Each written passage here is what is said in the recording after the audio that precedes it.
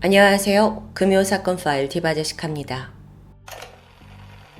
2010년 10월 1일 금요일 아침, 당시 56세였던 김 씨는 부산 부전동에 위치한 버킹엄 모텔에 출근합니다.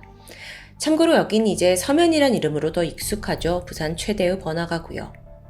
김 씨는 이 서면 뒷골목에 위치한 버킹엄 모텔에서 종업원으로 일하고 있었는데요. 오전 10시 45분쯤 그가 모텔 정문을 열고 딱 들어갔을 때 분위기가 조금 달랐습니다. 항상 카운터를 지키고 있던 여사장 이 씨의 모습이 보이지 않았기 때문이에요. 화장실 갔나? 김 씨는 대수롭지 않게 일과를 시작했죠. 그가 가장 먼저 한 일은 투숙객들이 앞으로 사용할 비품을 챙겨놓는 겁니다. 그래서 창고로 사용하던 101호 객실로 향했는데 여기는 그 카운터 바로 옆에 있는 곳이에요. 그래서 주로 이불이나 휴지, 수건 같은 비품을 보관하는 곳이죠. 관리자들은 늘 드나들고요. 근데 이상합니다. 이 101호의 문이 굳게 잠겨 있는 겁니다. 김 씨가 모텔 일을 시작한 이래 단 한 번도 잠긴 적이 없던 곳인데도 불구하고요. 근데 당시 김 씨는 열쇠가 없었기 때문에 일단 사장 이 씨가 오기를 기다려봅니다. 근데 아무리 시간이 지나도 사장은 모습을 드러내지 않았죠. 이대로라면 하루 장사를 지금 망칠 지경이잖아요. 그래서 답답해진 김 씨는 결국 직접 열쇠 수리공을 불러서 101호의 문을 열게 되는데 눈앞에 펼쳐진 광경은 바닥에 이불이 펼쳐져 있었어요. 그리고 그게 붉은 피로 흥건하게 젖어 있었죠. 설마 하면서 이불을 들춰보니 그 밑에 모텔 주인, 당시 46살의 이 씨가 사망해 있었습니다. 즉각 경찰이 출동했고 확인해본 결과 이 씨의 몸에는 날카로운 흉기로 여러 곳을 공격당한 자상이 남아 있습니다. 근데 여러분 그 상처가 무려 74곳에 달해요. 74곳이요. 전형적인 오버킬이죠. 이 정도 과잉 공격은요, 사실 굉장히 드문 케이스입니다. 손에는 이 흉기를 막다가 생긴 방어흔이 있었는데 그게 또 그렇게 심한 정도는 아니었어요. 즉, 피해자가 아주 거센 저항은 못한 것으로 보입니다. 공격을 보니까 대부분 목과 가슴에 집중된 상태였고, 그런데 이제 그 중에 약 4-5대 군데는 흉기가 뼈에 닿았을 정도로 아주 깊숙하게 찔린 것도 확인됩니다. 당시 시신을 확인한 경찰은 범인이 피해자에게 거의 고문을 한 것 같다라는 말을 했을 정도예요. 즉 범인이 아주 천천히 하지만 아주 깊게 공격을 한 의도가 보인다는 말이겠죠. 자, 그럼 범인은 사장 이 씨를 살해할 아주 강력한 원한이 있는 면식범이거나 혹은 완전 정신 이상자의 소행이다라는 의견이 모아졌습니다. 평소 주변 사람들은 숨진 이 씨에 대해 검소하고 부지런한 성격으로 기억했습니다. 그녀는 서울에 있는 명문 여대를 졸업하고 쭉 서울에서 생활하다가 결혼은 하지 않았어요. 몇 달 전에 부산으로 내려와서 아버지 모텔 운영을 돕게 되는데요. 그러다 사건 발생 한 달 전에 아버지가 갑자기 세상을 떠나시면서 이 씨가 홀로 이 모텔 운영을 맡아오고 있었던 거죠. 하지만 그녀도 이걸 오래 할 생각은 아니었다고 합니다. 곧 모텔을 접고 영어 학원을 차릴 생각이었다고 해요. 부산에 온 지 얼마 되었지 않았고 또 그렇기 때문에 주변에 아는 사람조차 많지 않아서 그렇게 주변에 원한 관계를 찾기도 쉽지 않았습니다. 그나마 유일한 외부 활동이라고는 낮에 성당에 나가는 정도였고요.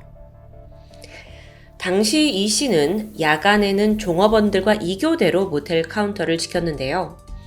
그녀는 주로 저녁 8시부터 다음날 아침 10시까지 일했어요. 그러니까 생활이 사실 굉장히 단순하게 이루어졌거든요. 그러니까 아무리 찾아봐도 원한 관계는 없는 거예요. 그렇다면 숙박업소 특성상 현금을 노린 강도의 소행 아닐까요? 근데 또 이게 카운터에 있던 현금 30만 원은 고스란히 제자리에서 발견됩니다. 혹여라도 강도의 소행이라면 주인 이 씨가 카운터에서 101호로 옮겨가는 동안 거기서 공격을 당하면서도 막 격렬히 저항했을 가능성이 높아요. 하지만 101호는 혈흔이 튄 것 외에는 깔끔한 상태였고요. 즉 추정컨대 그녀가 굉장히 방심한 상태에서 일방적인 공격을 당한 거예요. 그럼 방심을 왜 했을까요? 아는 사람이니까.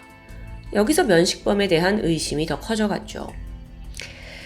주변을 탐색하던 경찰, 모텔 1층 식당 외부에 다행히 CCTV가 입구를 비추고 있다는 걸 발견합니다. 즉각 폐쇄로 분석 작업에 들어갔죠. 그런데 시작하자마자 독특한 점이 발견됩니다. 화면에서 같은 얼굴이 반복해서 보이는 겁니다. 그것도 한두 명이 아니고요. 사실 이 씨가 운영하던 모텔은 단기 숙박객 대신에 장기 투숙객들이 주로 이용하던 곳이었습니다. 여기가 유흥가 근처에 위치해 있기 때문에 유흥업소 직원들이 아예 원룸처럼 그러니까 장기 방을 잡아놓고 생활을 했던 거예요. 그러다 보니 다른 모텔은 보통 손님이 한 번 왔다가 이렇게 가잖아요. 근데 여기는 이제 숙박객들이 계속 들락날락 했던 거죠. 또 많은 사람들이요. 그렇게 CCTV에 찍혀 있는 사람들은 주변 상인의 종업원, 손님들까지 사실상 280여 명 정도였다고 합니다. 이들 전부 용의선상에 올랐지만 그럼 수사엔 좀 굉장한 시간이 걸리겠죠. 한편 경찰은 버킹엄 모텔의 다른 방들을 대상으로 혈흔 반응 검사를 해요. 이게 왜 그랬냐면 이 투숙객들 중에 범인이 있을지도 모른다는 의심 때문이었어요. 그러니까 혈흔이 튀었으니까 방에 돌아간 범인이 거기에 혈흔을 남겼을 수 있잖아요. 그래서 모든 방을 조사했죠. 하지만 사건 현장인 101호를 제외하고 그 어느 곳에서도 피해자와 DNA가 일치하는 혈흔은 나오지 않았습니다. 그런데 이때 주인 이 씨가 머물렀던 그 카운터 안내실 입구에서 낯선 지문이 하나 발견됩니다. 이건 각각 201호 그리고 307호 투숙객의 것이었어요. 즉각 이들에 대한 조사했죠. 그런데 혐의점이 없는 것으로 결론이 납니다. 하지만 성과는 있었어요. 이 과정에서 경찰이 새로운 걸 알게 되거든요. 바로 사건 3일 전 한 외국인 손님이 숙박료를 지불하지 않고 도망가는 사건이 있었다는 겁니다. 그래서 경찰이 일단 그를 추적했어요. 그리고 신변을 확보하는 데 성공했죠. 길고 긴 수사 끝에 혐의는 없음. 이 밖에도 사건 당일 모텔에 있었던 손님들 역시 저마다의 알리바이가 확인되면서 하나둘 용의선상에서 벗어납니다. 근데 여기서 조금 이상한 게 있긴 해요. 사실 사건이 있던 날 밤에 이씨 시신이 발견된 그 101호 바로 옆방에 남녀 투숙객이 있었거든요. 이 모텔이 방음 상태가 그렇게 좋지 않기 때문에 어쩌면 사건이 발생했을 당시 옆방에 있는 그 남녀가 어떤 결정적인 소리를 들었을 수도 있습니다. 근데 뜻밖에도 두 사람 모두 저희는 아무 소리도 못 들었습니다 라고 진술한 거예요. 분명 방어원이 많이 보이진 않았지만 그래도 이 씨에게 작게나마 저항흔이 있었기 때문에 분명 공격을 당했을 때 소리를 질렀을 거거든요. 아니 그럼에도 못 들었다. 그럼 아무 소리도 내지 못할 만큼 순식간에 공격을 받았다고 해석해야 할까요? 그런데 마침 또 다른 유의미한 증거가 101호에서 발견됩니다. 피해자 이 씨의 혈흔이 묻어있던 수건에서 제3자 또 다른 사람의 DNA가 나타난 거예요. 여기는 사건 현장이니만큼 범인이 혈흔을 씻어내면서 수건에 남긴 흔적일 수 있죠. 경찰이 서둘러 유전자 대조에 나섰고 머지않아 일치하는 인물이 등장해요. 그는 모텔 근처에서 만물상을 하던 사장 고 씨입니다. 이분이 필요할 때 직접 모텔로 출정을 나와서 간단한 설비를 고치시는 일을 맡아 하셨다고 해요. 결정적으로 그가 사건 며칠 전에 이 모텔에 방문한 사실이 드러났고 순식간에 고 씨가 유력한 용의자로 떠오르게 되는데요. 하지만 당사자는 억울하다는 입장이었죠.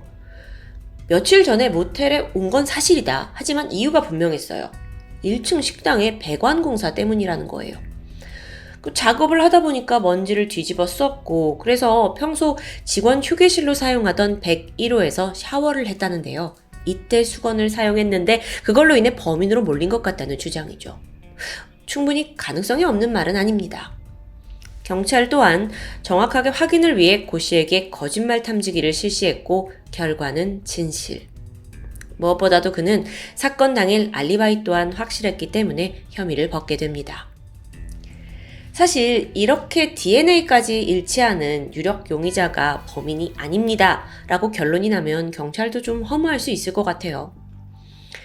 어쨌든 모든 걸 다시 원점으로 돌아가서 수사를 다시 진행해야 하니까요. 근데 이 사건은 목격자 없고요. 결정적인 증거가 사실상 별로 남아있지 않은 살인사건입니다. 원한을 지은 사람도 없고요. 주변에 아는 사람도 없고요. 또 객실 내 장기 숙박객들도 대부분 혐의점을 발견하지 못했고요. 답답하죠. 경찰이 지푸라기를 잡는 심정으로 다시 한번 CCTV를 정밀 분석하게 돼요. 자, 피해자 이 씨가 사람들에 의해 마지막으로 목격된 건 사건 당일 자정을 넘긴 시각이었습니다. 그 모텔 안내실 창문을 통해서 투숙객에게 수건을 건네줬어요. 그때까지 살아 있었다는 거죠. 이후 싸늘한 주검으로 발견된 건 아침 10시. 그렇다면 그 한 9시간, 10시간 동안에 출입한 사람이 범인일 확률이 높습니다. 그렇게 추려서 남겨진 인물이 55명. 경찰은 한 명 한 명 CCTV에 찍힌 인물들 찾아 나섰고 그중 54명의 신원과 알리바이를 파악합니다. 단 한 명 남아있죠. 그 사람은 10월 1일 새벽 2시 45분 버킹엄 모텔에 들어왔던 한 남성이었습니다. 파란색과 하얀색이 섞인 상의에 검정색 바지를 입고 있었고 한 손을 주머니에 꽂고 있어요. 그리고 약 30분 뒤인 3시 15분에 남성이 다시 모텔 입구 CCTV의 모습을 드러냅니다. 모텔을 막 나가려는 순간이었는데 마침 근처에 청소차와 청소부가 작업을 하고 있었거든요. 그러니까 남성이 살짝 경로를 틀더니 왼쪽 골목으로 자취를 감추는데요. 그 경로를 추적한 결과 모텔에서 약 100m 떨어진 인근 건물 주차장 CCTV에서 남성의 모습을 한 번 더 확인합니다. 근데 이때 모습이 특이했어요. 남자가 순간 팔을 들어 보이더니 자신의 양손을 흘낏 보는 겁니다. 손에 들고 있는 물건이 없었는데도 불구하고요. 이게 시계는 이렇게 보잖아요. 그러니까 시계를 봤다고 하기에도 어색해요. 이 굉장히 결정적인 CCTV. 전문가들은 그가 범죄 현장에서 나온 직후에 이런 행동을 보였다는 것이 결코 쉽게 넘어가서는 안 되는 거라고 지적했습니다. 만약에 이 사람이 범인이라면 방금 전까지 무려 70번 넘게 흉기를 휘두른 상태예요. 그 과정에서 자기 손에 상처를 입었거나 혹은 어떤 흔적이 분명 남았을 거라고 생각했고 그걸 확인해 보려는 행동일 수 있잖아요. 충분히 가능하죠. 근데 안타깝게도 이 남성의 신원을 밝혀내지 못합니다. 경찰이 추적할 수 있는 행방도 딱 여기까지였고요. 남자가 대로변으로 나간 뒤에 택시를 타고 사라진 것으로 보여요. 이후에 그를 찾기 위해서 약 2,000장 이상의 전단지가 배포되었고 또 주변 상인, 행인, 또 택시기사를 상대로 목격자를 찾아 헤맸지만 그를 아는 사람은 단 한 명도 없었습니다. 아니 심지어 경찰분들이 서면 일대 모든 CCTV를 뒤졌다고 해요. 허탕이었고요. 지난 2021년 11월 그것이 알고 싶다는 방송을 통해 이 사건을 심도 있게 다뤘는데요. 전문가를 섭외해서 CCTV 속 남성의 특징을 좀 더 세밀하게 파악해봤죠. 걸음걸이 분석으로 나온 이 용의자의 연령대는 20, 30대, 신장은 170cm 초반, 체격은 보통으로 추정됩니다. 현재로선 용의선상에 오른 사람 중 유일하게 경찰이 파악하지 못한 인물은 이 사람 한 명이에요. 하지만 신원을 어찌저찌 찾아낸다 한들 풀어내야 할 숙제는 여전히 남아 있습니다.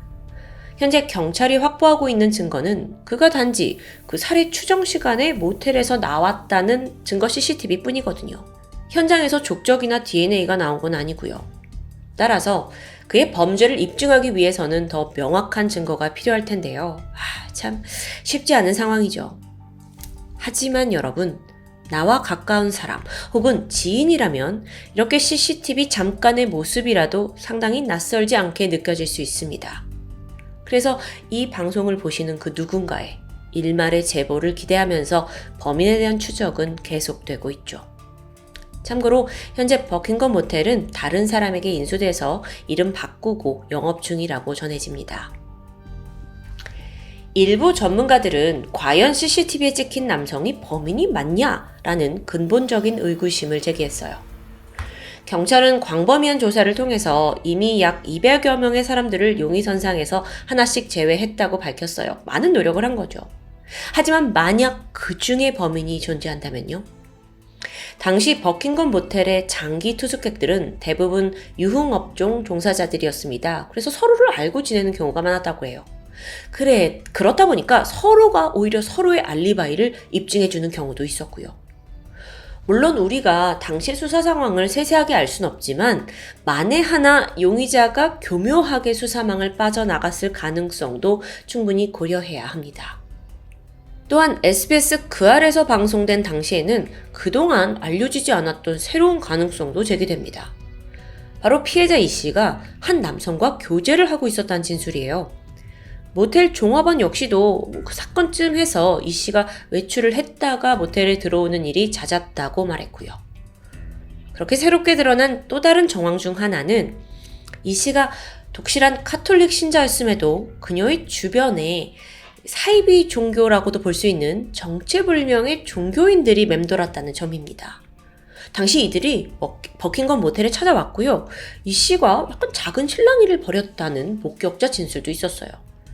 실제로 사건 당시 통화 내역을 확인한 결과 이 씨와 통화를 한 사람이 대부분 종교 활동과 관련된 사람들이었고요. 그들이 정말 성당 사람들인지 아니면 의심대로 사이비 종교인들인지는 정확히 밝혀지지 않았습니다. 좀 안타까운 건 과거 수사 당시 경찰들이 종교인이다 하면 크게 의심하지 않고 넘기는 경향이 있었다고 하는데요.